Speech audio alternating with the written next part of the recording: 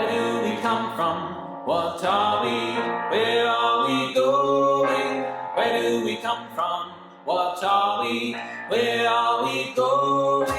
Hello, and welcome to Just Breathe, a podcast for those interested in the world of Unitarian Universalist religious education, and for anyone who likes to talk about Unitarian Universalism. I am Emperor Oak Kelly. I use any pronouns, and I'm your host here at Just Breathe. I am a white, gender expansive person with glasses and brown hair that's up in a ponytail. My background is a visual representing the Journeys of Deeper Joy curriculum. It has the appearance of a brown wooden table with the community building map of Deeper Joy, a lore keeper journal, and some dice. And in this episode, I'm so excited to be joined by Soyal Smalls and Mylo Way to explore the times in community where we might feel hesitant, as well as the boundaries that we might have in those moments, issues of access and inclusion, and how we can utilize all of these to seed more belonging in our communities. Guest, I want to invite you, if you could, tell us who you are, your pronouns, maybe a brief visual description, and your relationship with Unitarian Universalism. Soya, would you like to go first? Thank you, Ember. My name is Soyal Smalls, as Ember introduced me as. I use she, her pronouns, and for those who speak Spanish, I speak Spanish and I use ella. I visually have light brown skin. I present as African American or Black, even though I describe myself as biracial. My hair is in a medium length, protective lock style. I have dark brown hair and I have facial piercings. I am wearing a green shirt, like an olive green shirt, and it says Teach Peace on it with astrological symbols on it. And then I have a yellow cardigan on top. Behind me is an image of blades of grass after the morning dew. So the sun is kind of glistening off of them because I'm very connected to nature. So just a little bit about my background. Currently, I am serving as the board president for the Unitarian Universalist Fellowship in Poughkeepsie. And in the past, I have worked for Fourth Universalist Society in New York City as their director of membership and hospitality. And folks who know me know that I'm a lifelong UU and I was raised in the faith. So I have much more to say about that, but that's my brief introduction. And I'll pass it along to Mylo Way. Hello, thank you, Soyal, and thank you, Ember. My name is Mylo Way. My pronouns are they and them. I am a particularly peachy today white person with short dark hair and some rectangly dark glasses and brown beard and a denim coveralls with a blurred, sort of obscured background behind me. I serve the Unitarian Universalist Association in the Lifespan Faith Engagement Office as a youth and emerging adult ministry staff member. My focus is on safety and pastoral care around safety, and so that's sort of how I spend my current work days with Unitarian Universalism. I too was raised a UU, and so have a lot of history and tales to tell about the place. But that's me in a nutshell. Well, I'm excited to get to hang out with the two lifelong UUs for this one, and I'm just really excited for this conversation. And so this season is guided by the framework of the community building map of Deeper Joy, as well as whole church religious education. We got more about those in our episode links if you'd like to dive a little bit deeper into those topics. But today on that Deeper Joy map, we're actually looking at two places that communities will find themselves in at some point. And these have a little bit of like negative connotations, but they aren't necessarily bad places. These are tepid bay in the cliffs of exclusivity. In fact, I think sometimes that these spaces can be good. They aren't necessarily failures or mistakes. They're locations on the map. They're part of the journeys of community. Places where you might end up when energy is shifted in maybe a different way, when people are hurt amidst changes, or when the community might need some extra tending and care. So we're inviting you today to consider with us how we could look at these places with curiosity instead of judgment, so we can ask what's happening here and what do people need. In the vein of these locations that we're exploring, I'd like to get to know our guest a little bit better by asking, what's something that you've learned or experienced about how groups behave when they feel stuck or uncertain? Right now is a great time for our congregation to explore those feelings of being stuck or uncertain. We are essentially in the process of selling our building. Our congregation's gotten much smaller than it has in previous times, and we're just trying to figure out how to manage money and where we're going to go in the future. And we've had lots of conversations about where we're going to go, what we're going to do, who we are going to be. And there's a lot of trepidation. There's a lot of folks who are uncomfortable with the idea of leaving a building, a space that they have identified with for decades. You know, part of this journey is honoring folks' memories, figuring out like how do we memorialize the contributions and the history that is in the building, that was, you know, created within the building, so that folks can feel like they're not completely losing something that's so much a part of who they are, how they identify.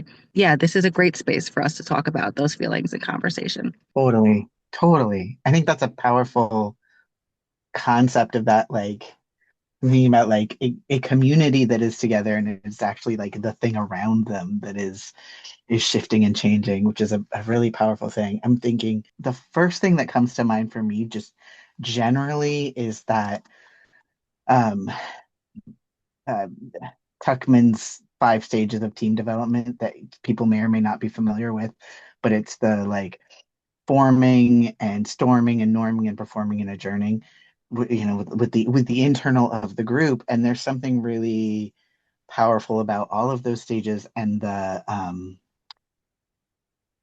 if you don't move through them, if you're not sort of in them, you're gonna just be kind of in that like loop, loop, loop, whatever you're stuck on. I'm remembering a conflict. And it's funny that it's a conflict when I feel like when I think of tepid, I think of like the blandest. But what my brain is saying is, oh, there was this time there was a conflict. And I think it was like I was part of a young adult group in my home congregation, and we had a conflict with one of our ministers, and it was like around creating the worship service, like creating a whole bunch of stuff. And it actually caused this kind of rift between our group feeling connected to the congregation at large. So we felt really tight as a collective, but we did not feel like we were part of the congregation. We allowed ourselves an opportunity to face that, to like go through the storming and have like the grace of our minister to come and sit down with us, and you know, the grace of us to sit down with the minister too. I'll give us credit for the young adults that we were, and hash it out and really just be like, here's why we're mad, was a really powerful transformative time. And after that, that group had, you know, out of that group you got a new you know, the youngest church president of the church ever, you got the you know, the leader of the largest fundraiser of the church, you got the like that. So in this sort of time of us being so like insular and isolated and like we're not really part of the church, we're just us, allowing that breakthrough, moved on to extreme engagement. So there's something about that time that was really important, and I think us having that sort of like sitting in the little stew pot together was really important. If we hadn't been sitting together in that stew pot, then that we wouldn't have cared as much, and it wouldn't have had such a powerful connection to the church after. This is just getting me excited for this conversation already. Just hearing us talk about this intro question, I'm like, oh, we're gonna get into some good stuff, aren't we? I can feel it.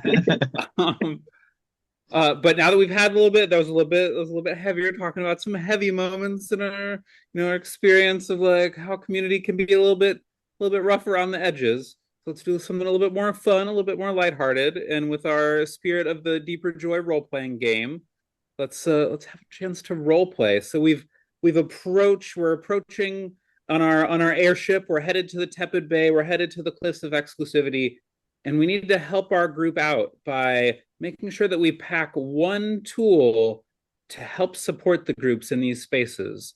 What tool, it can be as creative or as literal as you like, what tool would you bring to help a group that was, traveling to the tepid bay or to the cliffs of exclusivity? Role-playing fantasy or a literal thing that you might actually bring to church with you? All right, so I was thinking about this question, and I do puppetry as something fun, but I also get paid to do it because I love theater. But this tool has many uses. I would bring a flashlight. Because we're sometimes we need it to look for things in the dark.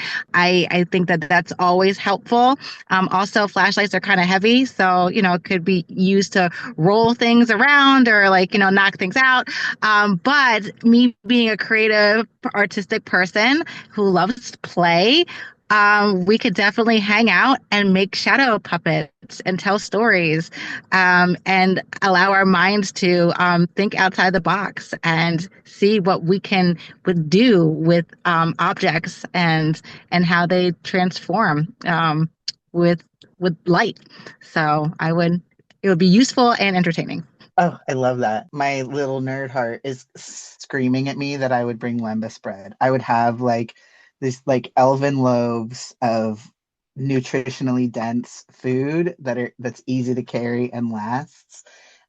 In this I've just been having some conversations with folks these days about like how we care for each other and how we care for community and how we're together and like how sacred and important breaking bread is, and like it's not time for fancy and it's not time for like the over the top. It's time for the like let's sustain, but let's sustain with love and care, and like let's sustain with something that we like love and hold together. And so like I'm all about, and I think we're set if we've got this like dense nutrient rich bread and some light to like shine our way, like we're set. I'm so stoked about this trip we're going on. Yes, yes. Listen, I'm clapping here for you. Okay. I love it.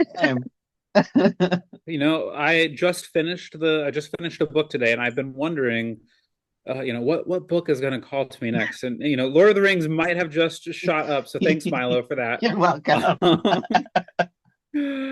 Oh, okay, so we're heading towards Tepid Bay on our airship as we begin our discussions here. And so this is a place where people are part of a community, but maybe not necessarily like deeply invested. That could be by choice, that like it's a new place that they're trying out. Maybe it's life transitions, like they're getting ready to like leave someplace, so they kind of have to like slowly like emotionally detach themselves. Accessibility needs, that they don't feel the ability to fully actually engage that community, could be something that hurt them. There's so many reasons you could end up in Tepid Bay, but it's the space where in it, but not maybe fully invested in community. So I'm curious, what can communities learn from people who do find themselves in Tepid Bay? How could we like honor the healing or discernment that might be happening for these folks that are in Tepid Bay? I think about one of our principles, which is, the independent search for truth and meaning. And I I remind myself of that when I get to know new people, when I'm in a new space. We're all on a journey. We're not on the same journey. Um, in the sense that we have our different lives and we're all individuals, but we are in a similar journey for discovery, similar journey of truth, meaning, understanding, and just recognizing that wherever people are, that's where they are, and whatever work they need to do, that's the work that they need to do. And I'm working really hard to not take people's choices personally and not think that, oh, it's our program, or oh, it's our service, or oh, it's because we don't have enough of this or we have too much of that or whatever. I don't, unless somebody tells me specifically what it is that turned them off or turned them on about coming to a service or coming to a program, I'm not gonna know. And so I I really work hard to remind myself that everyone's on their journey. They are searching for something that they can connect to that helps them feel alive, that helps them feel human, helps them feel like they have a purpose, whatever that is.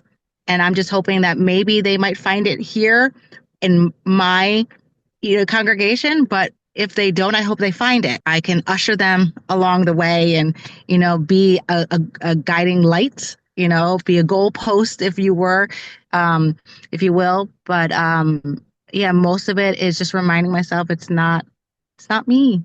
It's not us. It could, I mean, there could be aspects.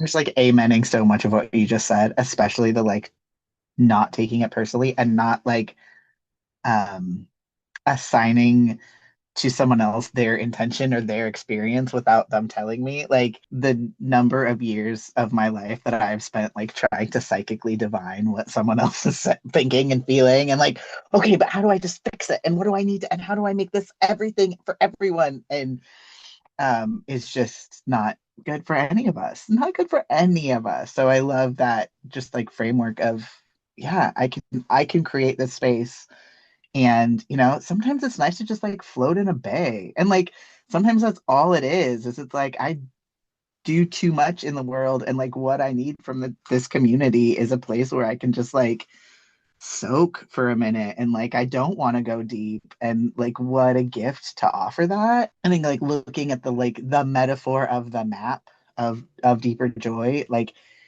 if if you're in that bay and there are enough sort of like docks and ramps and ways in and out, then like you have created the infrastructure that you can. And if you're sort of like occasionally checking in on the folks in the bay, and you're just like, if one person is there, like if you see the same person over and over, then just like, hey buds, what's up? And like, or if you happen to see the same demographic over and over stuck in the bay, then like maybe some like figuring it out. But beyond that, like there's really something sacred about letting people just chill for a minute, and like making sure they have access, making sure that they do have a way in. And that can be like relational, that can just be like having conversations, that can be making sure there's enough opportunities to engage if people want them. And it can be like not going up every coffee hour being like, have you joined every committee? Like, it's like that freaks me out when I'm that guy, like getting asked constantly. And so yeah, I think there's something really sacred about the like, look, all I can do is like let you know you're loved, and that the space is open and available, and like you are welcome, and like no pressure, baby. Like no pressure at all. That makes me think I've had some great conversations and realizations in the last few years about like that it's okay that sometimes friendships or things in your life are just for seasons, like that's okay. Like it's okay that maybe a community might just be for a season, or that someone just needs that like relatively safe space to just kind of exist for a little while. That's okay. Like you can, the community can be that for a little while. That it doesn't need to be their everything forever. Um, and that's okay, so I think that's like, you can see some good there. We're like talking about some good observations, but what about like if the entire community is finding itself in this very like tepid, like, well, who are we, what are we doing, like, what can be kind of, what can we do to help commute when the entire community maybe finds itself in tepid bay, to maybe find its way so that there are, Mylo, you were talking about the off ramps and the ways that people can get to the other stages, but how can we help them rebuild those if they perhaps get broken and they're stuck in tepid bay with nowhere to go? Oh, for sure. I'm thinking, yeah, like if your entire community is just treading water, then there's really a like that opportunity to do that, just sort of like, where are we? Like, Mhm. and this takes just like someone saying like, hey y'all, what is going on? And like maybe everyone just needs to tread water and like do that for a minute. But when you're like, okay, we've been treading water for a few minutes Mhm. Mhm. now, like, oh, okay, now it's a few more minutes. Okay, now we got to figure it out. Then I think it's such a good point to like really start looking at like what's going on, who's there with you, what's around you, what are your landmarks, like is your dock Mm-hmm. actually like detached from the shore, so like people are grabbing and trying to get on it but it doesn't lead them anywhere. um so does that mean that like you've got a youth group but nobody attends, and so someone Mm-hmm. shows up once and then there's nothing, someone shows up once and there's nothing, or you have a you used to have a Wednesday potluck and you tell people about it, but now it's just three best friends that are coming to chat about their kids. And so you show up and it's not something like what's happening that makes it sort of like not connecting and not jiving. And then that becomes that really great opportunity to do that inventory of like, okay, the things we used to do aren't working anymore. Who are we? Let's go down to the mission. Let's go down to the why. Let's go down to the who. Let's go down to the what. Like, who are we? Like, ugh, I'm just gonna never get over your metaphor of the flashlight and the puppets and the shadow puppets of like we're looking at this way. Like, what if we shine a light and like see what reflects? What if Mm-hmm. we do this? Like, where can we find things? Let's make this dance. Let's imagine. Let's create. Like, we Yes. don't have to do what we did before. What do we want and how do we get there? Is sort of like start having those conversations, like small conversations, bigger conversations, and just really start imagining who is it that you are as a community and who do you want to be and how do you get there? Yeah, I'm totally with you, Mylo. And as you were like describing, our congregants, our members, our friends, like in this space, like in this, space, just treading water, right? Part of me was just like, I just want to throw out like a life raft. Like, if I'm in a leadership position, right, as a board member, right, here's a Mhm. life raft. Like, let's come to the table. Let's have this conversation. So we've had, we've called them like town hall meetings. Like, let's just hear. We're going to put out some questions. We're going to do a survey. Like, what is it that you need? What are things that you're noticing? What are things that you miss? So you were talking about certain groups that people really enjoy, but they're not really taking off anymore. We used to do circle suppers, and people would host a circle supper every month as a way to get to know new members. And that's just not a culture that we have anymore. The people that used to do that, they're not there to host people in their homes anymore. And the folks that may have the energy to do that, they don't have homes that they feel are worthy of hosting. It could be a small home. Maybe they, are sharing an apartment with somebody and they have to, say, hey, I'm having these people over. Are you comfortable with that? Maybe they move back in with their parents. Maybe their home isn't that secure. And so even though the desire is there for having a meal and being able to provide food for other people because that's their nature, the environment isn't really set up for that. And so we're missing this desire to get together, this desire to share a meal, but the infrastructure is not there. So what do we need to do differently, right? Shining light differently so that we can create that similar feeling. I love the metaphors, and I want to use them more often just to get people out of, you know, treading water and feeling directionless. Um, and so that's what came to mind for me. And sometimes you Mhm. just have to throw out some questions and be radical, right? And throw out something so extreme, all right, that's very fanciful, but it helps people think of something different than what they've experienced and allows them to express things that they may be holding back for fear of sounding a certain way to the community. It's like, no, we want your honesty so that we can delve deeper into why we're not able to attract young people. Why, even though we have like, a Black Lives Matter banner, we don't see people that are Black coming to our congregation. How come we have a gay minister, but there's no people that are gay or identify as LGBTQ showing up? Like, what is it that we're missing? And what is it that we want? And like you said, who are we? Who are we or who have we become? Right? Mhm. Yeah.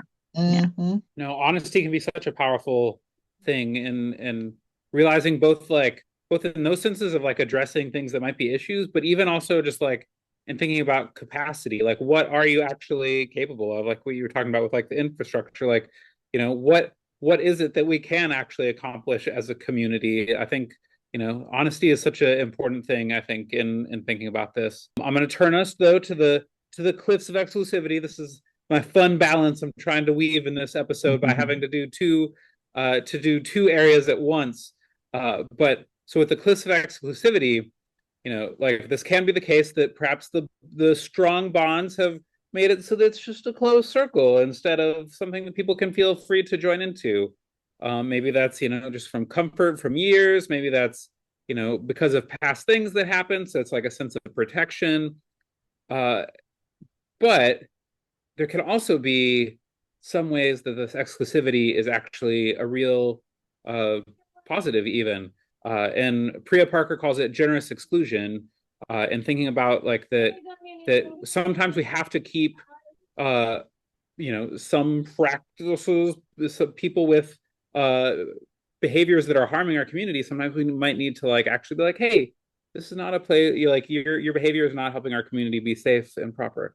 So, what are the ways that exclusivity can in fact help us deepen meaning, maybe strengthen covenant, maybe support the purpose of our community? What is the good of exclusivity? I want to jump in like really quick with that because we've been revising a lot of policies within our congregation and really wanting to, discern how to have a healthy and safe congregation because we have a lot of unhealthy habits. And I think that our unhealthy habits are about us not wanting to feel like we're rejecting people, wanting to have this idea that we are welcoming to all, and also conflict avoidant. And some of those behaviors end up hurting us and actually end up, folks coming in who are harmful to the community. I love working with Ember with the RE program. I felt totally safe having my daughter go through RE, and I was like, yay, like she's going to get the same foundation as I did. And here in my home congregation, we've had to update policies because children have been hurt by non-safe adults, non-safe, teenagers. And we want families to feel that they can have their children, they can leave their children while they're at service. And it's been a challenge because we need teachers, and I've implemented background checks. I said, as a president, I need folks to have background checks for them to work with our children. I want families to feel that we are taking their children's safety seriously. And I've gotten pushback from some members saying, well, then we're not allowing people who are interested in working with children to work with children because they may not feel comfortable being asked for the background check. And I said, then I'm not comfortable with them being with our kids. And I have to be strong with those boundaries because they're part of our covenant. And we can work through any disagreement or any misunderstandings about our covenants because they're words and everybody interprets the words how they want to, but that's part of the conversation. And I don't want to avoid someone feeling offended by being excluded from something if it's for the protection of our most vulnerable congregants. In that sense, I think exclusivity is important because we want a healthy congregation and we want to be safe. Absolutely. Like a million percent what you just said. Like you can't like a safety policy isn't good. This is one of my soapboxes that I get on. Like a safety policy doesn't keep people safe. People keep people safe. And having these like guidelines and support, just like in that little map, the cliff doesn't actually keep, someone can still scale a cliff, but we know it's there and we know to have an eye. We know what to look for. We know where the edge is really helpful. And so having these boundaries in the bigger scale of just like, okay, who's welcome and how are you welcome in? And if you're constantly trying to scale this wall instead of coming in through the harbor that we have welcome and open, that tells us something about how you're engaging this community and like lets us know that maybe you're not in alignment with where we are and what we want, which doesn't mean you can't come through the harbor. It doesn't mean you can't come around at a later time once you figured it out. But like maybe we need to have a conversation about like what is it about scaling this wall is so important to you as opposed to coming in the way that you've been welcomed. And that also comes to like, not everything is for everyone. just generally and in a congregation, in a space. So like your youth group is for youth and people who are appropriate to work with youth. Your BIPOC group is for BIPOC people. Like I don't need to show up, like period. I'm not welcome and shouldn't be. Not in a like, oh, poor me, but like this is not my space. Like, and a queer group, a trans group is my people. And if you're not a trans queer person, I don't get to be as safe and as me in that space if you're a voyeur. Like if you need to be included in everything. I know like my language is getting a little harsh right now around this. I apologize. I feel very strongly about this. I But so love the like, passion, and I totally feel that that's what's needed. Your yeah, passions are your boundaries, and it establishes this is how we feel safe. This is what we need. This is for right. us. Right, exactly. And like once those communities have that opportunity, like whatever it is, whoever, and like a small group, like a small covenant group, that's a closed group where it's like, yeah, we are hoping this group is going to go deep and really get to know each other and really do this sacred, important work. There's a reason why you can't just show up at anybody anytime to come into this because you're doing this really deep, intense work. And we want these groups to be doing this really deep, intense work in small group ministry so that we can then be a bigger part of like we can do that like individual work that we need to so that we can come out and be richer, deeper, more theologically grounded, more engaged, like more passionate, more cared, like more connected, and like that relational building happens. So like we worked together on this committee and did this really hard work and now we know each other and we bonded and we're out doing other things, but like have that connection to each other, have that connection over here. Like this is how like community works, this is how growing works. And so having those safe containers that are protected, that the whole community values the protection, allows for the larger growing. And if you've got the same people getting a protected container every time and no one else getting access, that's when you have a problem. If you've got these like super high pedestals that only certain people can access, that's when you have a problem. But when it's just a like, no, we just have safe spaces that sometimes are like, it's going to make you bristle and you're going to feel unwelcome. And like, that's okay. And there are other people outside of it who can process that with you because that's a real feeling in life.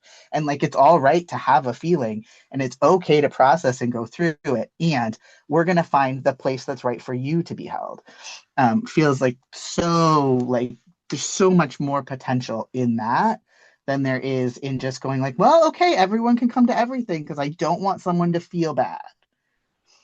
Like means no one feels good.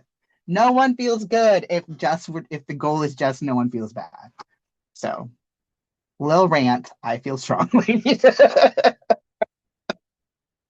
I mean, Mylo, I think there's some reason why we thought that you'd be a great guest for this session. We knew of your passion, and Soyal, in my position here at the UUA, the internal joke for our team is that anytime the word boundaries comes up, that everyone says Ember loves boundaries. So this is also a subject that I'm really passionate and thinking about. But then I as literally made Ember a sticker. it's true. Boundaries. Do I have it? Yeah. Do I have it nearby? Yeah, look, wait, we have my Oh boundaries sticker. yes, yes. So I'm always thinking about boundaries.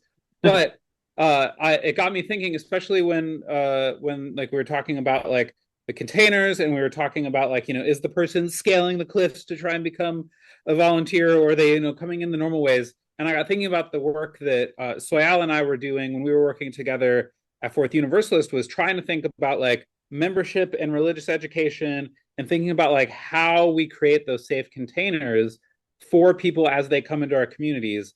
And like one of the boundaries was like, hey, I love your interest in RE, but you need to be involved with our community for a little while.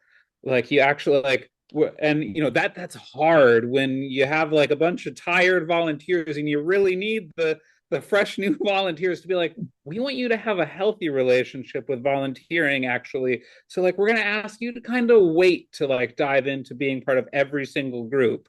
But like it was hard. It was hard to put that boundary, but it was necessary because yeah, you got to make the safe containers so that people, whether it's like new members, whether it's RE, whether it's the entire congregation as a whole, people can actually have a safe and healthy experience. Just Soyal, it got me thinking about our time working together. So just naming some of the awesome work that we got to do. But to kind of move us to one last bigger question before we turn to our wrap up question. Both of these places on the map remind us that belonging isn't necessarily one size fits all. Like what Soyal and Mylo were talking about at the beginning. Like, we don't need to read into everyone's reasons for why they come and go. Like, belonging is going to look different for everybody.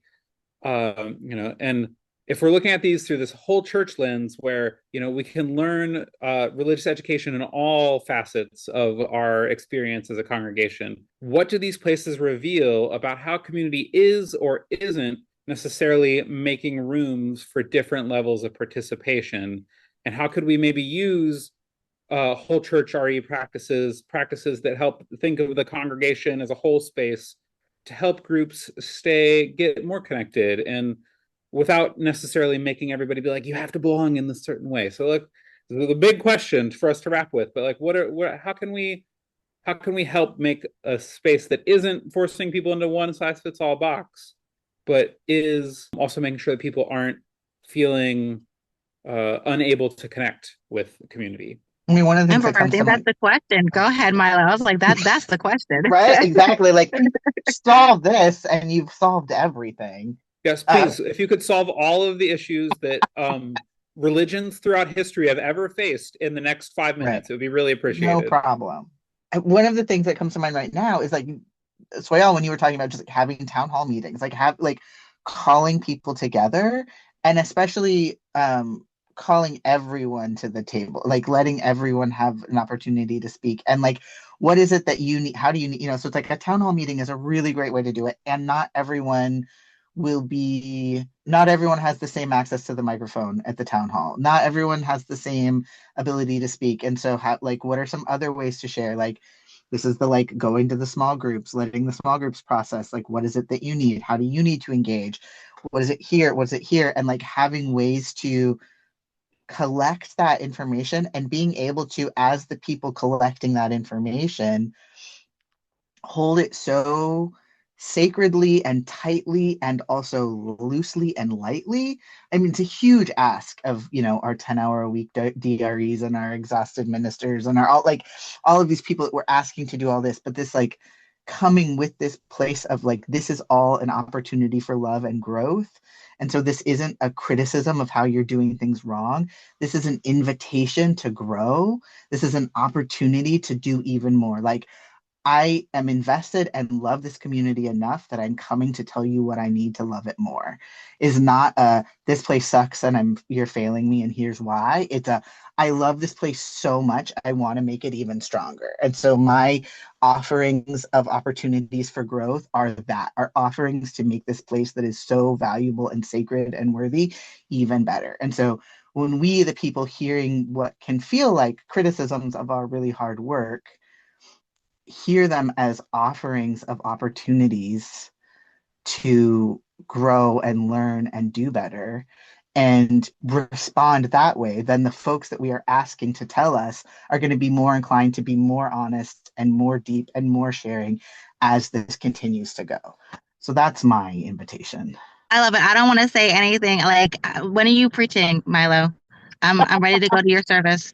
Absolutely. I was thinking about our principles and that they're not stagnant. Like, they're, our principles are there just to remind us of how we are growing and we're changing. And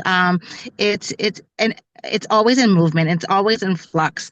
And so one person can be like really great at the democratic process and out there making moves for political change and getting lots of voices in at the table, but they're not so great at delving deep into themselves and figuring out where they align with other people in the community, right? And so I think that just reminding folks like this, that there are places where everyone can grow, I love your metaphors. We are all growing and changing, but then this is also what I'm offering to this community garden. This is, our metaphorical garden. This is what I'm offering. I can be the light, I can be the water, I can be the soil, and then we all are growing together. But it's just saying you're not done.